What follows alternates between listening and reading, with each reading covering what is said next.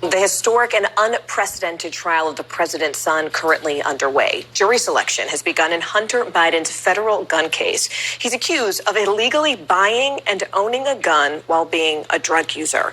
All of this comes during what is obviously a contentious election year and just days after a jury found former President Donald Trump guilty on 34 felony counts. NBC News Justice and Intelligence correspondent Ken Delaney is live for us right now outside the courthouse. Ken, we've been following along so far. Several potential jurors, they've already been struck this morning. What's the latest coming from the courtroom? That's right, Morgan. So they're trying to find a group of people who can be qualified to go to the second round. They've plowed through about 40-something jurors so far and excluded about half of them. And what's interesting here in the state of Delaware, where the Biden family has been preeminent in politics for more than 50 years, we haven't had anyone excluded because they've said they have too favorable a view of the Biden family. But there have been some others, political conservatives, who have been excluded because they said they can't be impartial in this matter. One person, juror number 15, was struck because he said he heard about the case on the news this morning and he thought that the DOJ does prosecute people based on politics, and he cited Donald Trump's trial in New York. And another juror, number 22, was excused because he'd seen a lot in the news about this case on social media, about the defendant, Hunter Biden, and he didn't think he could be impartial. So those are the kinds of reasons people are being excused, others because of their schedules, and they're trying to reach a certain critical mass of jurors to go to the next round where each side can exclude based on cause. You know, Ken, President Biden released a statement about his son as this trial began.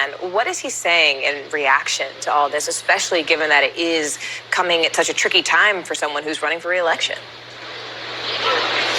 Yeah, it's a really tough situation for the president. He issued a carefully worded statement saying that he supports his son as a person, that he's proud of the man he's become, but that he's not commenting on his guilt or innocence or on the federal case.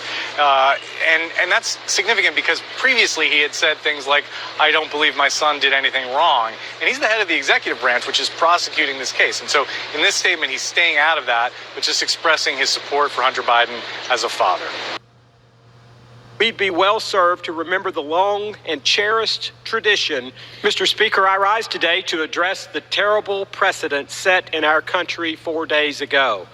Using the justice system to engage in a politically driven prosecution and now conviction of a major political party nominee running for president, especially on the charges brought against Donald Trump, should gravely concern every member of this body as well as every American across our country, whether they be Republican or Democrat, for Donald Trump or against him.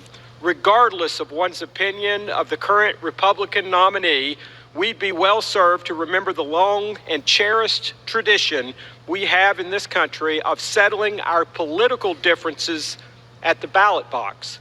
For nearly 2.5 centuries, our nation's elected leaders have properly resisted the temptation to oppose their political rivals through the weaponization of our justice system. Equal justice for all. And an overall trust in our justice system is fundamental to who we are as Americans. And those who would destroy that hard-earned trust just to score cheap political points should be held accountable.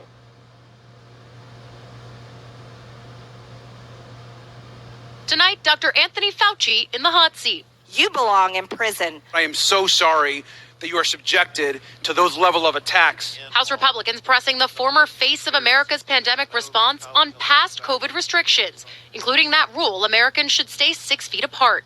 Wearing a mask, maintaining 6 feet of distance. Fauci told the committee behind closed doors that 6-foot rule sort of just appeared. Today, clarifying he meant there were no clinical trials done. Do you think that a rule that sort of just appeared is substantial justification for the regulations that we saw based on that 6-foot rule? When saying it just appeared, it came from the CDC. And you didn't feel an obligation as the lead scientist at the NIH to challenge that? I've challenged the CDC multiple times. Publicly, you challenged them on the 6-foot distance rule? It is not appropriate to be publicly challenging a sister organization. Republicans also pressing him on COVID's origins. Fauci denying he downplayed the possibility of a leak from the Wuhan lab in China. Do you agree that there was a push to downplay the lab leak theory? Not on my part. Really? Really? Wow. Wow. I think most of the country would find that Find that amazing. But look at the facts. I've kept an open mind throughout the entire process.